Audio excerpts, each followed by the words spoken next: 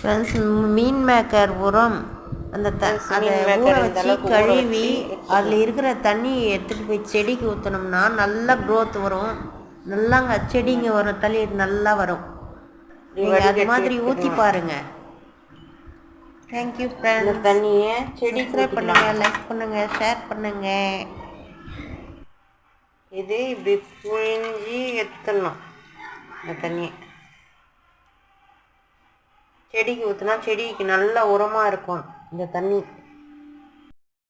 பாருங்கள், இந்த செடிக்கு இந்த மீன் மேக்கர் கழுவி இது புழிஞ்சி இந்த தண்ணி எடுத்துன்னு செடிக்கு ஊற்றினோம்னா செடி நல்லா தழைச்சி வரும்.